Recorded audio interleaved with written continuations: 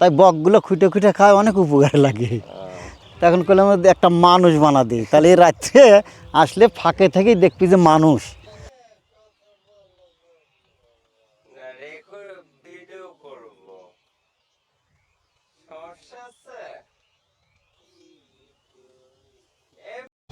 আচ্ছা, আপনার নাম?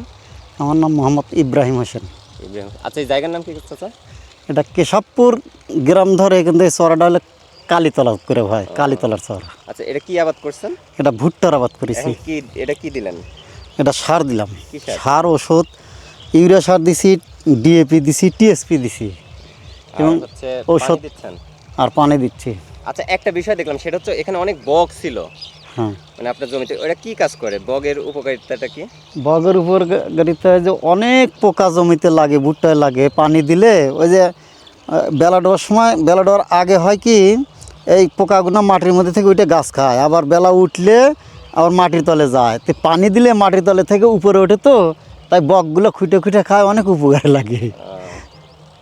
আচ্ছা, সন্ধ্যা লেগে গেছে, তো কতক্ষণ আর কাজ করবেন?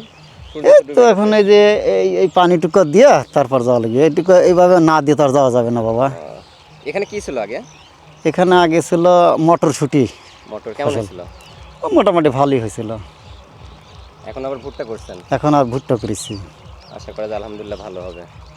আল্লাহর ইচ্ছা বাবা। আর কাকতারুয়া দেওয়ার কারণ কি?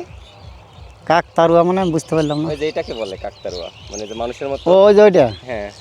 এই আমার এই কয়েকদিন হলো খরগোশ এসে খায়, ওই দেখেন ওই যে সাফ করছে খায়, ওই যে সাফ করছে খায়, জায়গা যা সাফ করছে, তো তখন করলাম একটা মানুষ বানা দিই, তাহলে এই রাত্রে আসলে ফাঁকে থেকেই দেখবি যে মানুষ। আচ্ছা, আর আসলে আসলেও আর কাটিচ্ছে না। সত্যি? আচ্ছা, তার মানে মানুষের মতো কাকতারুয়া দেওয়ার কারণে এখন আর খরগোশ কাটতেছে না? না, আচ্ছা, শালিকে গোসল করতেছে। আপনার ছেলে মেয়ে আছে? আছে, কি করে তারা? লেখাপড়া করে। আচ্ছা, সন্ধ্যা লেগে গেছে, মানে মাগরিবের আজান দিবে আর কিছুক্ষণ পর সূর্য ডুবে গেছে। চাচা এখনো মাঠে কাজ করতে ব্যস্ত। আর এই মাঠে প্রচুর পরিমাণে বক ছিল, যে কারণে ভিডিও করতে আসে, বাট বকগুলো একটু উড়ে সাইডে চলে গেছে। ওরা পোকা খাচ্ছিল, যেটা কিন্তু মাঠের জন্য উপকার, ফসলের জন্য উপকার। ফসলের জন্য উপকার। আচ্ছা কাকা, ধন্যবাদ।